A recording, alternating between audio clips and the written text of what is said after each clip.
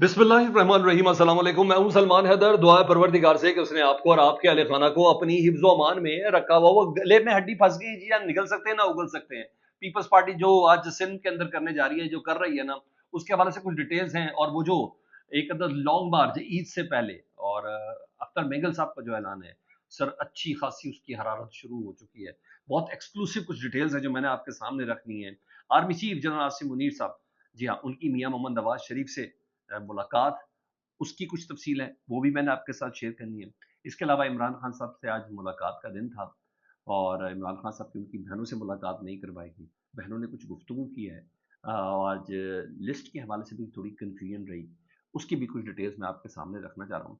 अहम भी लोग होने जा रहा है, इसको मिस नहीं करना। और हाँ, कुछ कोर्ट के हवाले से भी कुछ एक्सक्लूसिव डिटेल्स हैं जो मैंने कहा मैं आपके साथ शेयर करूँ। सबसे पहले जो वर्ड से ऐलान किया गया है ना, सरदार अख्तर मेंगल साहब ने, कि मैं वर्ड से कोयटा तक एक लॉन्ग मार्च का ऐलान कर रहा हूँ। और ये ऐलान पर्टिकुलर है हमारी बेटियों के लिए, पर्टिकुलर है उनकी गिरफ्तारी हमारी माँ बहनों की बेहुरमती के खिलाफ। और मैं मार्च की क़यादत खुद करूँगा। और उन्होंने दावत दे दी कि तमाम बलोच भाइयों और बहनों, नौजवानों और बुजुर्गों को दावत देता हूँ कि इस मार्च में हमारे साथ शामिल हो। ये मैं आपको बता दूं, पाकिस्तान तहरीक इंसाफ और दीगर जो अपोजिशन जमातें हैं, वो एलानिया इसके अंदर शामिल नहीं होंगी, लेकिन बलूचिस्तान में जो पीटीआई की क़यादत है वो इसके अंदर शामिल होगी। रही बात, क्योंकि ज़ाहिर बात है जो ख़वातीन ने इस वक्त लीड पकड़ी हुई है, जितने बड़े बड़े सरदार थे, जितने बड़े बड़े वडेरे थे, जितने बड़े पता नहीं कौन कौन सी बरादरियों के लोग थे, उन तमाम को एक साइड पे करके ना मारंग बलोच और दीगर जो कुछ अफराद हैं, जिसमें समीदीन बलोच वगैरह, इन्होंने लीड पकड़ लिया बलोचिस्तान के मसाइल के हवाले से, गुमशुदगियों के हवाले से और दीगर चीज़ों के हवाले से। तो उसके बाद सरदार अख्तर मेंगल साहब की ये कॉल, उसके बाद कासिम सूरी साहब की बाहर से कॉल, उसके बाद महमूद खान अचकज़ई साहब, ये वो बलूचिस्तान वाला फैक्टर है। पाकिस्तान तरीके से ये बहुत ज़्यादा अहम है। और जो मेरे पास खबर है उसके मुताबिक सरदार अख्तर मेंगल साहब को एंगेज करने का ना सिर्फ फैसला किया गया, बल्कि कोशिशें शुरू हो गई है। लेकिन सवाल ये कि किस ग्राउंड पे? इतने धोखे दिए सरदार अख्तर मेंगल साहब को। अब भी सरदार सरदार अख्तर मेंगल साहब सेनेट की नशिस्त से भी, सॉरी, कौमी असम्बली की नशिस्त से भी मुस्ताफ़ी हो गए। उसके बावजूद सरदार अख्तर मेंगल साहब की किसी ने बात नहीं सुनी, तो किस ग्राउंड के ऊपर आएँगे? लेकिन बहरहाल ये खबर है तो मैंने कहा मैं आपके साथ शेयर कर दूं। दूसरा जी, समीदीन बलोच और दीगर कुछ खवातीन जो हैं, उसको अदालत ने आज रिहा करने का हुक्म दिया। लेकिन वो अदालत के अहाते के अंदर ही बता रही हैं कि हमें 3 MPO के तहत दोबारा गिरफ्तार करने की बात की जा रही है जी, हमें लेने के लिए आ गए हैं। उन्होंने कहा मुझे अदालत ने रिहा किया है, मुझे दोबारा गिरफ्तार कर रहे हैं, हमारा पुरअमन तहरीक है, हम कभी भी आइन की पामाल नहीं करेंगे। आइन की पासदारी करते हुए जो आइन ने हमारा हक दिया वो है, हमारी एक पुरअमन तहरीक है और इस तहरीक को हम आगे लेकर चलेंगे। कोई हमें इस तहरीक को आगे चलने से नहीं रोक सकता। तो बलूचिस्तान के चैप्टर में तो मैंने आपको ये चीज़ें बता दी। उधर वो जो साफ़ी अहमद नूरानी साहब के जो 2 भाई उठाए गए उनकी वालिदा के सामने ज़दोकोब करते हुए, जिसका अभी तक रियासत को पता नहीं चला, ज़मीन खा गई कि आसमान निकल गया, और अदालत भी जानने की कोशिश कर रही है। तो जज साहब की अदालत में, इनाम मिन्हाज साहब की अदालत में ये केस जब सामने आया तो उन्होंने समाअत की, तो तहरीरी हुक्मनामा सामने आ गया। और उस तहरीरी हुक्मनामे में एक सफ़े का अमीन मिन्हाज साहब उस पर हुक्मनामा लिखते हैं।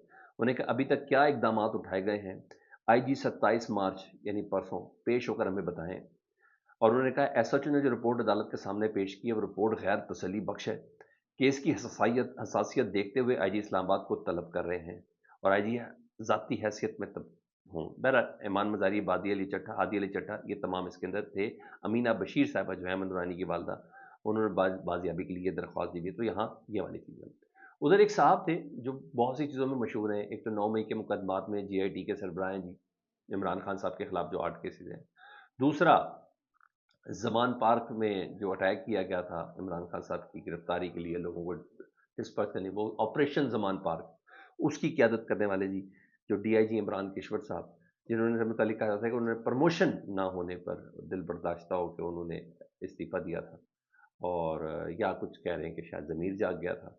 तो बहरहाल अभी वो सबसे ज़्यादा जागे हुए ज़मीर हमारे वज़ीर-ए-आज़म साहब से उनकी मुलाकात हुई, और सुना बड़ी अच्छी ज़्यादा हुई है। तो 12 रोज़ बाद इमरान किश्वर साहब ने अपना इस्तीफ़ा वापस ले लिया, और इमरान किश्वर साहब ने दोबारा डीआईजी एडमिन लाहौर के ओहदे का संभाल लिया, और अगेन वो जीआईटी के सरबराह मुकर्रर कर दिए गए हैं।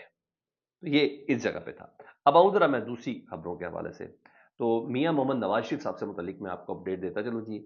मियाँ मोहम्मद ज़राइस के साथ ये खबर कन्फर्म हुई है जी। मियाँ मोहम्मद नवाज़ शरीफ साहब, army chief general Asim Munir साहब साहब की जो वालिदा हैं, جن کی ڈیتھ ہوئی ہے ان کے نماز جنازہ میں شرکت کریں گے جی، اور شرکت کرنے کے لیے انہیں انتظامات کرنے کے لیے کہہ دیا جی، اور وہ روانہ ہو گئے اسلام آباد کے لیے جی، اور رات وہ مری میں قیام کریں گے، اور جو نماز جنازہ کا جو ہے معاملہ تقریب اس میں میرا خیال ہے کہ وہ کل شیڈول ہے، یا آج رات میں ہوئی تو نواز شریف صاحب اس نماز جنازہ میں شرکت کریں گے، یہ عامر سعید عباسی انہوں نے کنفرم کیا جی، والدہ ماجدہ کی ان کے لیے تو میاں محمد نواز شریف صاحب ضرور جائیں گے۔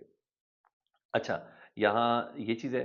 دوسرا جی، کے پی کے حکومت نے، خیبر پختونخوا حکومت نے پشاور یونیورسٹی کے شعبہ جرنلزم کو شہید ارشد شریف کے نام سے منسوب کرنے کا فیصلہ کر لیا جی، یہ بڑی خبر ہے جی ہاں۔ ارشد شریف صاحب کے نام سے تو میں کہتا ہوں پوری یونیورسٹی بننی چاہیے، لیکن بہرحال پھر بھی یہ جو جرنلزم کا جو شعبہ ہے اس کو شہید ارشد شریف صاحب کی خدمات کے سلسلے میں کم از کم کچھ نہ کچھ تو کر سکتے ہیں، تو اس میں یہ ضروری ہے منسوب کرنے کا فیصلہ کیا ہے۔ دوسرا، عمران خان صاحب کی آج ملاقات کا دن تھا، ایک اچھا خاصا رولا پڑا رہا جی، پاکستان تحریک انصاف کے عمران خان صاحب سے ملاقات تھی، وکلا کی ملاقات تھی، اور تھوڑی آکورڈ سچویشن بنی جی، شکایت ملی کہ جی جو وکیل ہے بابر احمد صاحب ان کا لسٹ میں نام نہیں ہے، تو نام شامل ہوا۔ سلمان اکرم راجہ صاحب نے اعتراض کیا، انہوں نے کہا ایسے نہیں ہوگا، اب ایک چیز پروٹوکول کے تحت چل رہی ہے اور یہ کیسے ہو سکتا ہے، لیکن بہرحال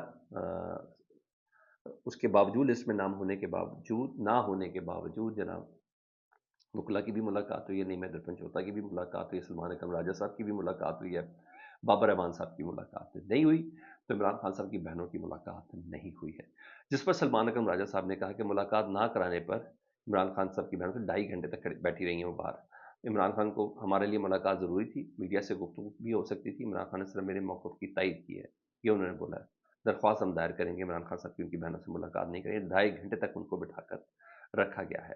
اچھا، اس موقع پر نے عمران خان صاحب کی بہنوں نے بھی گفتگو کی ہے جی ہاں، وہ کہتی ہیں 190 ملین پاؤنڈ کیس کے حوالے سے، وہ کہتی ہے شوکت خانم کی ایک افطاری میں ہم 40 کروڑ حاصل کر لیتے ہیں، جب ایک افطاری دیتے ہیں نا شوکت خانم کے نام پر تو 40 کروڑ روپے ہمیں حاصل ہوتے ہیں، 4 یا 5 افطاریوں سے ہم 200 سے 250 کروڑ یعنی 2 سے 2.5 ارب روپے ہم لوگ اکٹھا کر لیتے ہیں، اور وہ بھی ٹیبل بیچے بغیر۔ کیا عمران خان کو القادری یونیورسٹی کے لیے 50-60 کروڑ کی کمی تھی؟ صاف ظاہر ہوتا ہے کہ مسئلہ ان کو سیرت النبی صلی اللہ علیہ وآلہ وسلم سے کہ ان کے نام پر القادری یونیورسٹی بنی ہوئی تھی، ادروائز کچھ بھی نہیں تھا۔ وہ گلے کی ہڈی، اس سے متعلق میں آپ کو بعد میں بتاؤں تو آج اسلام آباد ہائی کورٹ میں ایک سماعت ہوئی وہ بلاسفی والے قانون کی، اس کے بھی وکیل صاحب سے بھی ابھی تھوڑی دیر پہلے ایک ویلاگ میں سے میں سن رہا تھا، تو وہ کہہ رہے تھے کہ یہ جھوٹے کیسز بنائیں گے وہ کاز گروپ کے حوالے سے، یہ تمام چیزیں۔ تو آپ کو پتہ ہے سردار اسحاق خان صاحب نے، جسٹس سردار صاحب نے ان کا براہ راست اس کی کوریج دکھائی جگہ ویڈیو لنک کے ذریعے دیکھے، بیسکلی انہوں نے کہا تھا کہ اتنے لوگ آتے ہیں سماعت کے دوران باتیں کی جاتی ہیں، آوازیں بلند کی جاتی ہیں، سارا ایک بار سن لیا، اور بڑا احسن کر اس کو بڑا اپریشیٹ کیا جاتا۔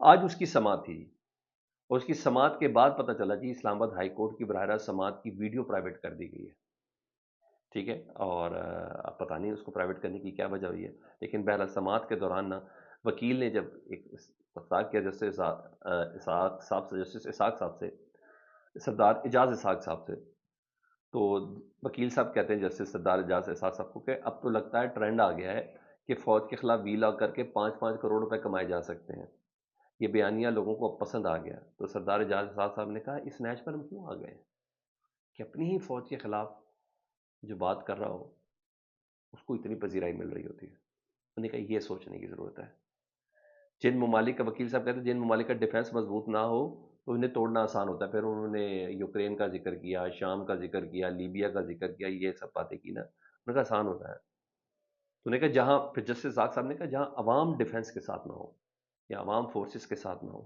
انہیں توڑنا آسان ہوتا ہے۔ آپ یہ کہیں ڈیفنس کمزور ہو نہیں، اگر عوام ڈیفنس کے ساتھ نہیں تو تب ان ممالک کو توڑنا ہوتا ہے۔ بتا رہے یار تھوڑا فکر کرو یار، عقل کو ہاتھ دو، عقل کو ہاتھ دو اور کچھ نہیں، عوام کو اپنے ساتھ رکھیں، عوام کو اپنے ساتھ رکھیں، باتوں میں نہیں، ڈائلاگ میں نہیں، گفتگو میں نہیں، 2-4 مصاحب کے کہنے پہ نہیں، عوام کو اپنے ساتھ رکھیں، تبھی بات کچھ آگے بڑھ سکتی ہے۔ یہ بہرحال جیسے اسحاق صاحب، اعجاز اسحاق صاحب کا قدم، اس کو بہت احسن طریقے سے لوگ اس کو لے بھی رہے ہیں جی۔ اب ہم اس گلی کی ہڈی سب جانتے ہیں، میری جی ڈی اے والوں سے بھی بات ہوئی، میری کامپروس رہنماؤں سے بھی بات ہوئی، انہوں نے کہا جی سر آصف علی زرداری صاحب اس اجلاس میں تھے جب اجازت دی گئی کہ سندھ میں کنال نکالنی، چلے میں نے ٹھیک ہے ان کی بات مان لیتے ہیں۔ پھر جب جس طریقے سے میڈیا رپورٹ نہیں کر رہا، آپ کو میں آپ کو بتاؤں روز وداؤٹ کسی سیاسی ایفیلیشن کے سندھ کی عوام سڑک پر ہے، کوئی نہ کوئی ہائی وے بند ہے، وکلا علیحدہ ہیں، طلبہ علیحدہ ہیں، اساتذہ علیحدہ ہیں، کسان علیحدہ ہیں، یہ تمام کے تمام احتجاج کر رہے ہیں۔ تو میری سارا بانو صاحبہ سے بھی بات ہوئی تھی، جی ڈی اے کی رہنما ہے، تو وہ کہتی ہے ایک گلے کی ہڈی ہے جو پھنس گئے ہیں اب یہ لوگ۔ کانپریس جماعتوں جی ڈی او نے نا، جی ڈی اے وغیرہ نے کسان اتحاد کے ساتھ یہ تمام پاور کرایا کہ نہیں جی عوام نہیں ہے ان نہروں کے ساتھ، عوام نہیں ہے۔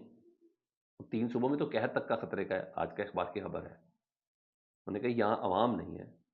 تو اب پاکستان پیپلز پارٹی نا، وہ جو خود ایک شوشہ انہوں نے چھوڑا تھا، وہ اب خود اس آگ کے اندر جل رہی ہے، اور آج پیپلز پارٹی نے کھل کے عوامی سطح پر سپورٹ کر کے اپنی مقامی قیادتوں کو سڑک پر کیا، اور نہروں کے خلاف میں نے کہا یہ بڑی بات ہے، یہ ریورس فیصلہ ریورس ہونا، اس پیپلز پارٹی کو بتانا پڑے گا وہ کس کے ساتھ ہے، سندھ کی عوام کے ساتھ کھڑی ہے کہ اسٹیبلشمنٹ کے ساتھ کھڑی ہے، کہ پنجاب کی وزیر اعلیٰ نے تو بجٹ تک اناؤنس کر دیا ہے ان نہروں کے حوالے سے، گرین انیشیٹو پروگرام، سارے ڈاٹس آپ جوڑیں تو آپ کو پتہ چل جائے گا۔